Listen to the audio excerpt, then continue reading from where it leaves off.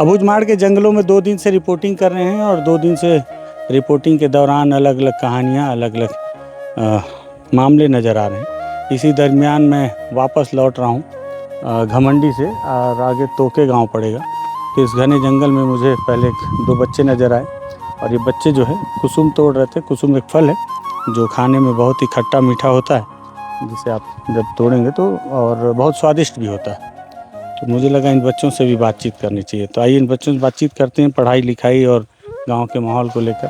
नमस्कार, मैं विकास तिवारी हूं। आप बस्तर टॉकीज देख रहे हैं।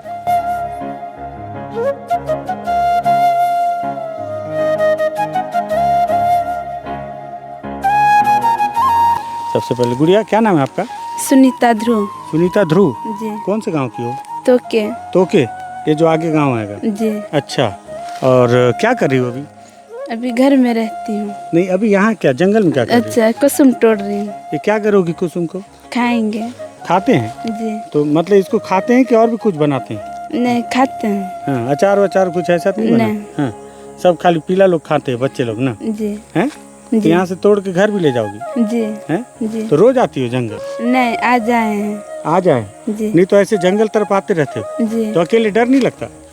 लगता है, इसलिए भाई लोगों को पकड़ के आती हूँ। किससे डर लगता है जंगल में? भालू मन से। अच्छा, भालू से डर लगता है जी। और किसी से डर नहीं लगता है ना?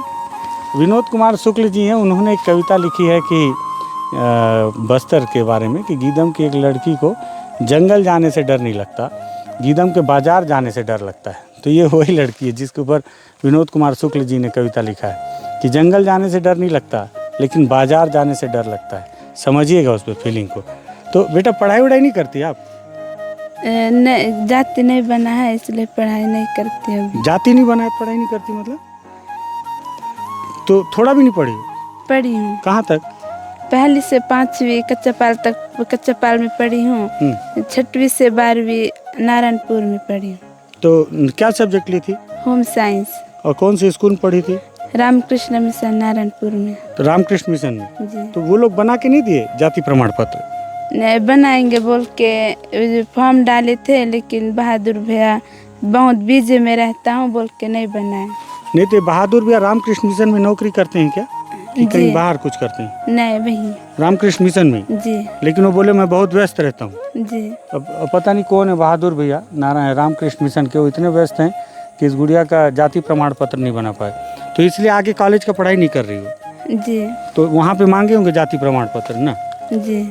तो फिर अपने पिताजी को नहीं बोली कि कहीं और से कलेक्ट्रेट चल के बनवा दो बोल के? आपके पिताजी क्या नाम है? धीरेन्द्र।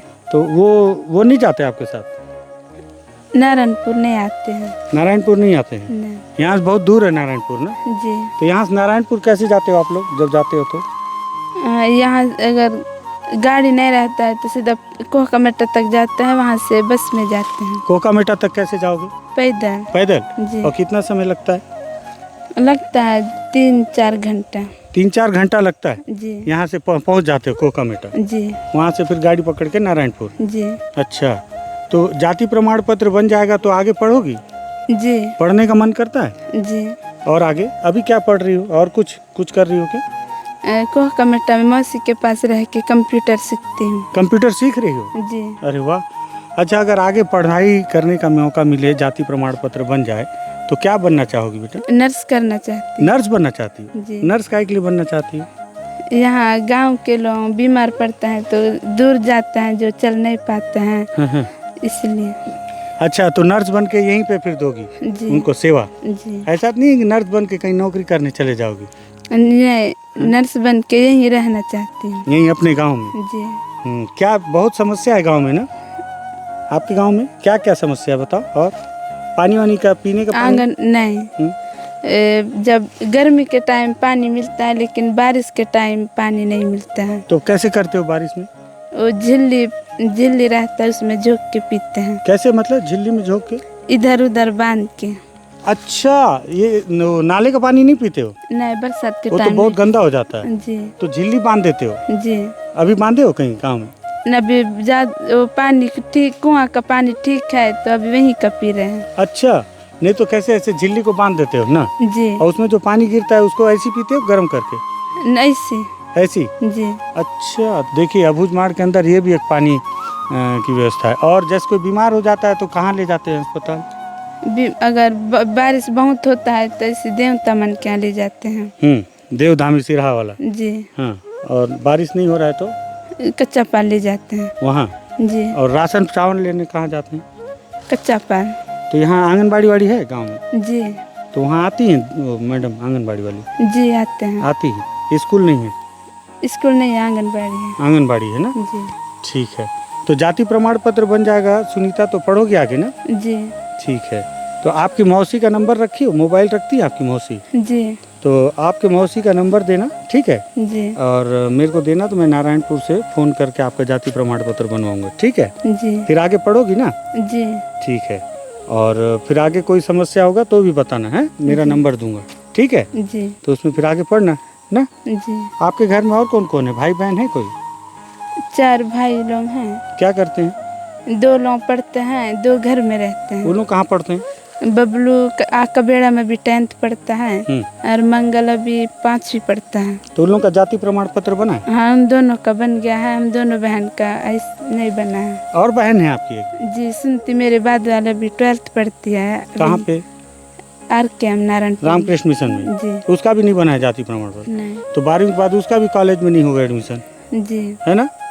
ठीक है, तो आपके रामकृष्ण मिशन में भी हम बातचीत करेंगे, हैं जी। कि क्यों नहीं बना के दे रहे हैं, बनवा के थोड़ा मदद करें ना।